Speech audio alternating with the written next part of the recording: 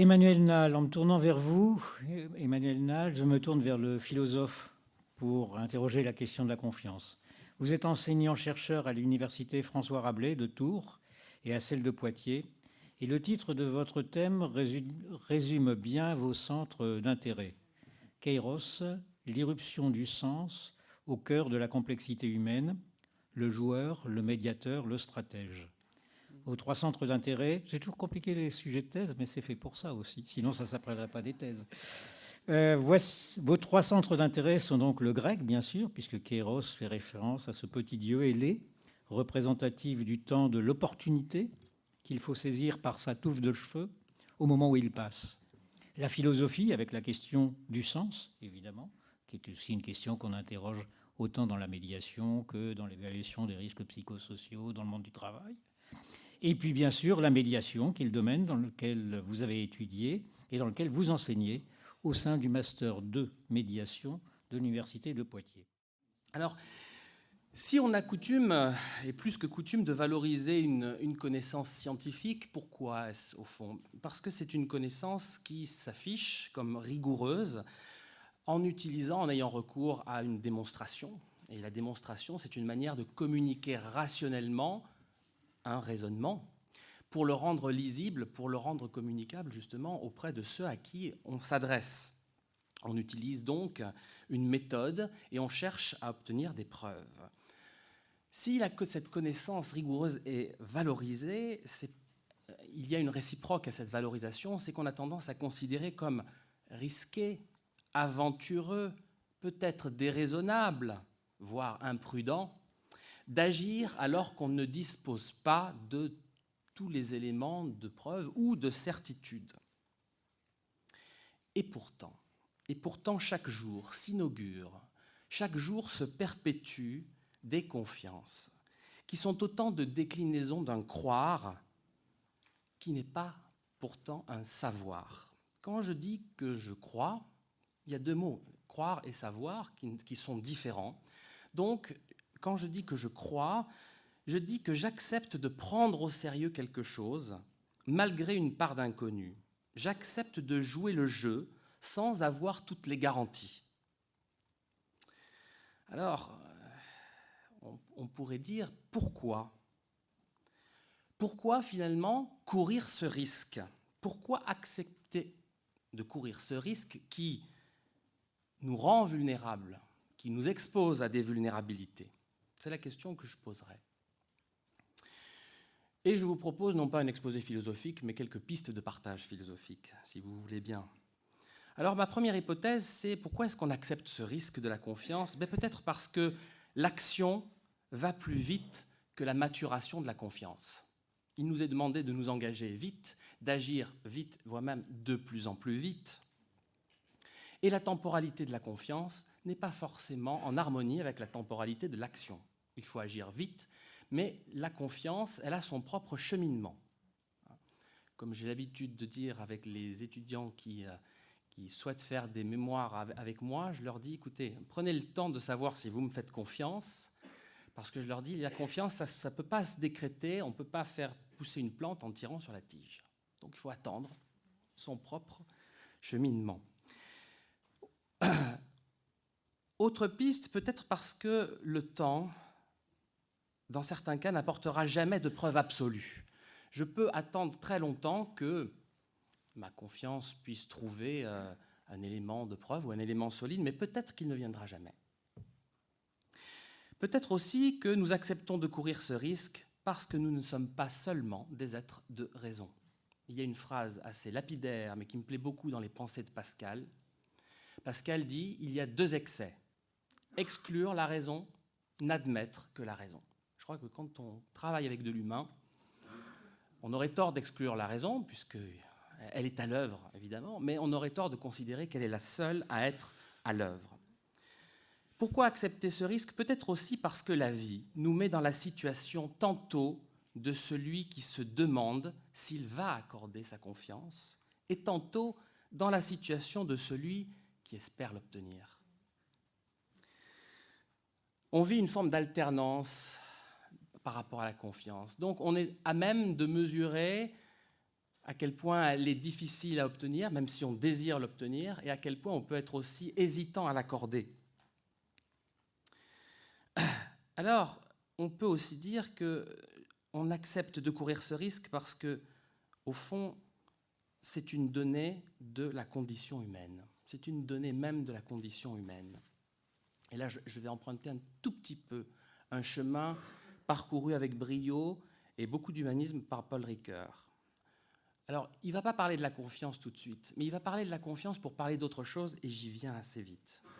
Au fond, au fondement de l'action, ce que nous explique Ricoeur, c'est qu'il y a une liberté qui s'exprime, qui cherche à s'engager avec pertinence. Quand je cherche à agir, je cherche à employer ma liberté avec le plus de pertinence possible. Et je vais être à la recherche de preuves pour conforter mes choix. Mais, cependant, on ne peut être véritablement fixé sur la pertinence de nos choix tant que nous ne sommes pas rentrés dans la réalisation. C'est le paradoxe. Pour mesurer le bien fondé de notre action, il faut l'entamer, il faut rentrer dedans. Si on reste dans la théorie ou si on reste dans l'expectative, on ne pourra pas vraiment mesurer ce qu'elle vaut. Alors, peut-être que l'action et la confiance ont une dynamique solidaire. Pour commencer quelque chose, une médiation, ou un partenariat, ou une relation affective, il faut commencer, nous dit Ricoeur, par y croire. Il faut commencer par croire qu'on peut. Il faut commencer par croire que c'est possible, que ça peut réussir. C'est peut-être même la condition pour que ce qui n'existe pas encore et qui est une virtualité devienne réalité. J'en veux pour preuve quelque chose qu'on peut constater chaque fois qu'il y a une remise de prix, à l'occasion, par exemple, les prix du Festival de Cannes ou les prix pour récompenser des projets qui ont été menés. En général, les premiers remerciements s'adressent souvent à ceux qui y ont cru, avec l'auteur du projet. Je voudrais remercier ceux sans qui ça n'aurait pas pu être réalisé et qui ont accepté d'y croire quand ça n'était pas encore là. Par conséquent, la confiance, c'est à la fois un résultat, le résultat d'un temps vécu, de quelque chose de traversé. Ça peut être aussi une décision ou ça peut être aussi un élan. La confiance peut donc être aussi un fondement. Elle peut être le fondement d'une action et la condition de découverte future. Je parlerai volontiers d'une confiance exploratoire. J'ai besoin d'accorder du crédit à mon hypothèse, c'est une confiance crédit, pour voir jusqu'où elle va me mener et essayer de mesurer si elle est sérieuse. C'est de la confiance, par exemple, du scientifique qui cherche à savoir si le modèle ou le paradigme auquel il pense, qu'il imagine, est en adéquation avec le phénomène qu'il étudie. Ça peut être aussi l'état d'esprit de ceux qui entrent en médiation et qui commencent par se dire « je ne sais pas si j'ai confiance, mais peut-être qu'un embryon de confiance va se manifester à travers un « pourquoi pas ». Et pourquoi pas ? Alors, peut-être que la confiance est le fondement de l'action, de l'engagement, mais peut-être aussi celui de l'éthique. Et c'est à ça que vient Paul Ricoeur.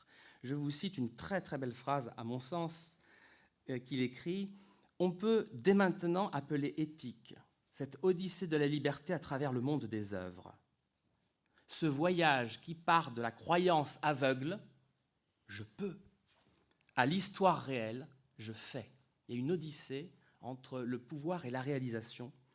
Et Ricoeur dit c'est là, ce n'est pas toute l'éthique, mais c'est le point de départ de l'éthique. Parce que quand j'ai pris conscience de ça pour moi, quand j'ai pris conscience de ce phénomène qui se joue en moi, je vais regarder l'autre autrement.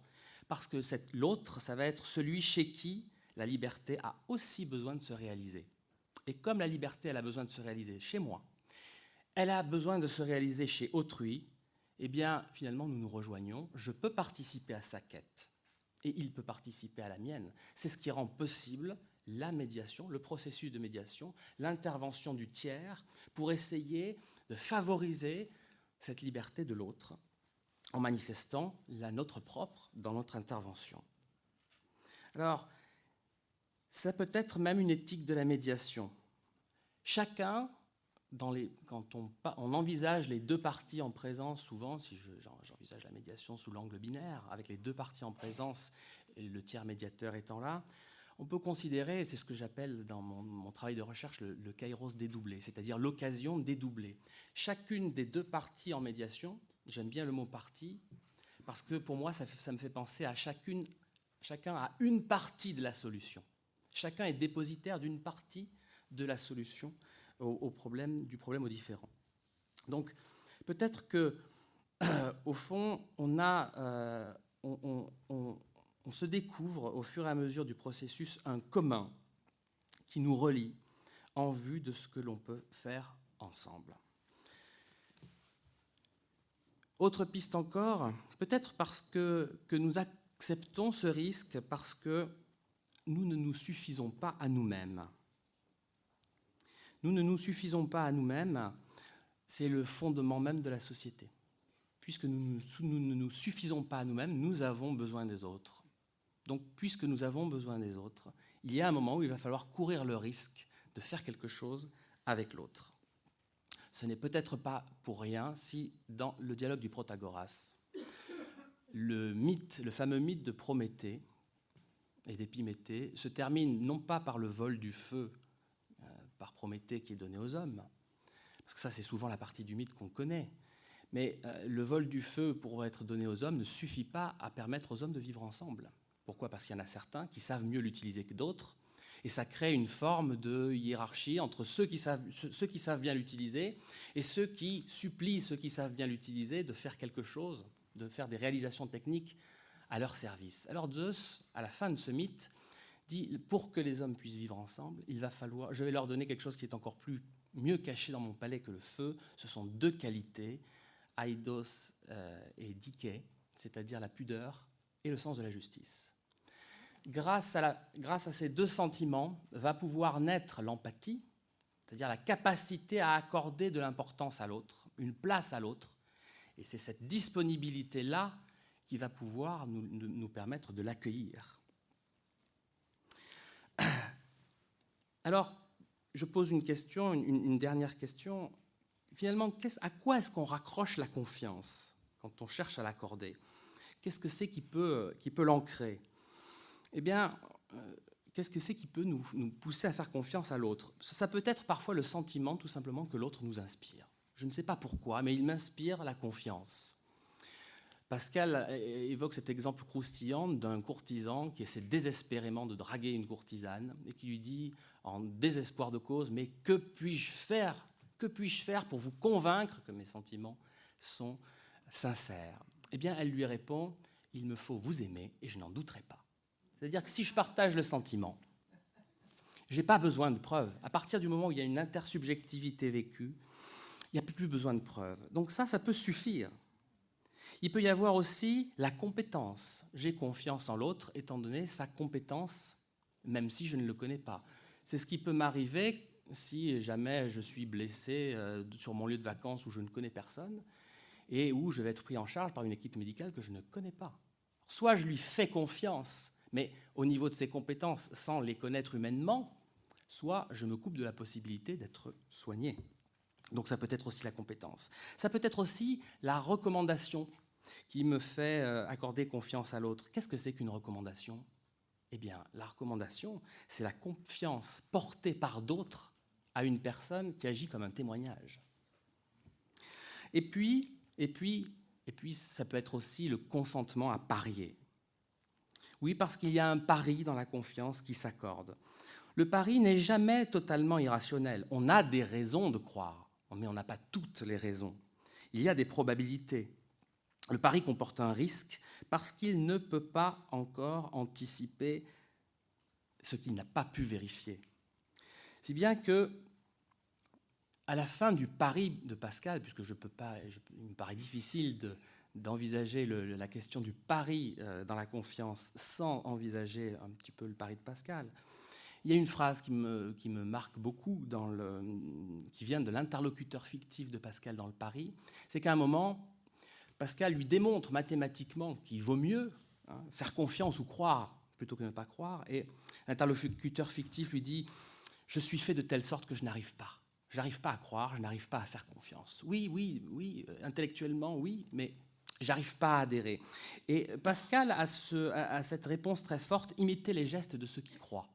Alors évidemment, Pascal s'exprime dans le cadre religieux, c'est-à-dire qu'il invite celui qui n'arrive pas à entrer en religion à entrer dans les gestes, dans la liturgie finalement, de ceux qui croient. Mais si on sort un tout petit peu de cette explicitation-là, je crois qu'on peut aboutir à quelque chose de très précieux en conclusion. Imiter les gestes de ceux qui croient, ça ne veut pas dire faire les moutons, parce que la confiance n'est pas la crédulité.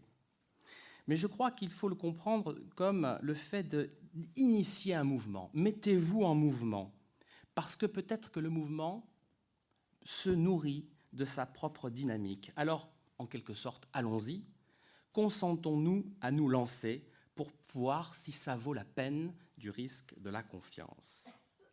Alors, en un mot, s'engager, lors même qu'on ignore l'issue de notre investissement, ça peut paraître une folie. Et dans le phénomène de la confiance, le tragique côtoie souvent la grandeur. Mais cette vulnérabilité qui expose à d'autres vulnérabilités, parce que je suis déjà vulnérable si je dois faire confiance, c'est-à-dire que je n'ai déjà pas tout, et en faisant confiance, je m'expose à d'autres vulnérabilités, c'est aussi ce qui en fait peut-être la valeur. Merci. Bonjour, Abderrahim Touali, conseiller prud'homme, médiateur. Je vois le thème du jour, la confiance ne se décrète pas, elle se gagne. Ok, elle ne se décrète pas, elle ne se gagne pas non plus pour moi. Je suis très gêné dans la mesure où à partir du moment où on se dit elle se gagne, ça prouve qu'il y a un jeu. Je fais référence au jeu psychologique Eric Berne. Alors deux choses l'une, soit dans des jeux de séduction pour privé, soit dans des jeux de manipulation organisationnelle. La confiance se favorise. C'est-à-dire qu'on peut chercher à mettre en œuvre un certain nombre de choses de manière à créer des circonstances favorables pour qu'elles puissent s'installer. En dernière analyse, on n'est jamais sûr que ce qu'on met en œuvre nous permettra d'atteindre ce but. Qu'est-ce qu'il peut y avoir qui peut favoriser la confiance ? Il me semble qu'il y a une certaine humilité déjà, parce que l'humilité, c'est aussi la capacité à montrer à l'autre qu'on n'est pas tout soi-même et qu'on fait avec lui. Il y a une certaine transparence, dire le cadre, et essayer de s'y tenir. Il y a une certaine fidélité à soi et à la parole donnée. Et cette fidélité à soi et à la parole donnée, elle peut éventuellement s'éprouver dans le temps, c'est-à-dire au fur et à mesure qu'on accepte de vivre quelque chose qui pourra nous apporter des éléments au fur et à mesure que la durée contribuera à nous montrer que quelque chose s'installe. Mais c'est pour ça que pour peut-être parvenir à créer la confiance, il faut cet embryon de confiance initiale qui est ce que j'appelle le « pourquoi pas », qui accepte de se lancer. Mais effectivement, c'est assez compliqué de pouvoir dire. Alan Bryden, vous voulez aussi... Oui, je voudrais réagir aussi à cette intervention. Et moi, j'aurais tendance à dire, illustré par le processus de normalisation internationale que je décrivais tout à l'heure, c'est que la confiance ne se décrète pas, effectivement. Le processus que j'ai décrit, ce n'est pas un processus décrété. Mais au lieu de dire « elle se gagne », je dirais « elle se construit ». Et construire, ça veut dire des briques, ça veut dire des éléments, ça veut dire tout ce que j'ai décrit, qui fait que le processus de normalisation internationale que j'ai décrit génère la confiance et fait qu'il a le succès qu'il rencontre aujourd'hui. Donc la confiance ne se décrète pas, elle se construit, je dirais. Et pour aller jusqu'au bout, je dirais qu'elle se co-construit, c'est-à-dire qu'elle se co-construit non seulement entre le médiateur, mais aussi entre les parties qui viennent et qui viennent en médiation sans intention de la manipuler, sans intention perverse, faute de quoi, effectivement, il ne peut plus y avoir de médiation ou la médiation ne peut pas aboutir.